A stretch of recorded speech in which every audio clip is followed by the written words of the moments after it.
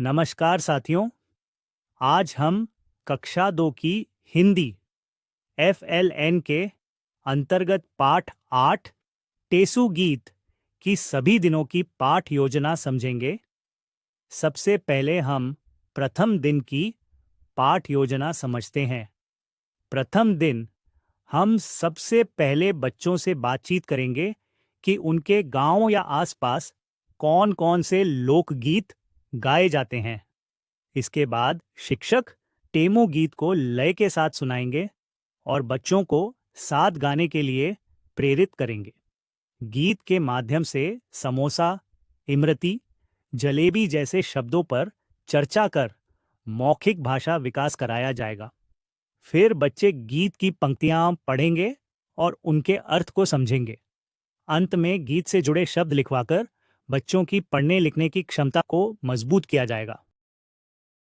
दूसरे दिन की पाठ योजना में हम अपनी भाषा में अनुवाद गतिविधि पर कार्य करेंगे। सबसे पहले सीखने के प्रतिफल के रूप में विद्यार्थी स्थानीय भाषा और मानक हिंदी के बीच संबंध समझेंगे। मौखिक भाषा विकास के लिए बच्चों से वाक्यों को अपनी घर की भाषा में बोलने को कहेंगे। इसके लिए चार्ट और चित्रों का उपयोग करेंगे। डीकोडिंग गतिविधि में सरल शब्दों को पहचानने और उनका सही उच्चारण कराने पर ध्यान दिया जाएगा। पढ़ना और पढ़कर समझने के लिए विद्यार्थी दिए गए वाक्यों को पढ़ेंगे और उनके अर्थ पर चर्चा करेंगे। अंत में लेखन गतिविधि में बच्चे दिए गए शब्दों से सरल वाक्य लिखेंगे, जिसके लिए वर्कशीट और स्लेट का प्रयोग होगा। ये तीसरे दिन की पाठ योजना है। इस तीसरे दिन की पाठ योजना में हम ध्वनि जागरूकता के खेल के माध्यम से ओ और अट्ठे ध्वनियों का अभ्यास कराएंगे। मौखिक भाषा विकास के लिए बच्चों को चित्र दिखाकर उनके नाम बुलवाए जाएंगे और पूछा जाएगा कि किस शब्द में ओ या अट्ठे की ध्वनि आती है। डी कोडिंग गतिविधि में वर्णों का सही उच्चारण कराते हुए हवा, स्लेट और कॉपी में लिखने का अभ्यास कराया जाएगा। पढ़ना और समझने के लिए बच्चे ध्वनि वाले शब्द पढ़ेंगे और सही चित्र पर निशान लगाएंगे। अंत में लेखन गतिविधि में सरल शब्द और वाक्य लिखवाकर सीख को सुदृढ़ किया जाएगा।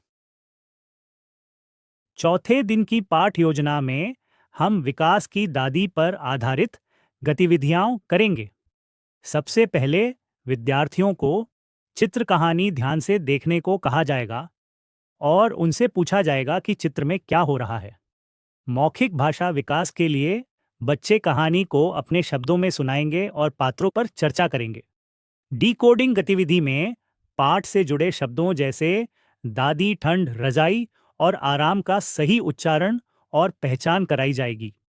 पढ़ना और समझने के लिए विद्यार्थी समूह में पाठ पढ़ेंगे और प्रश्नों के उत्तर बताएंगे।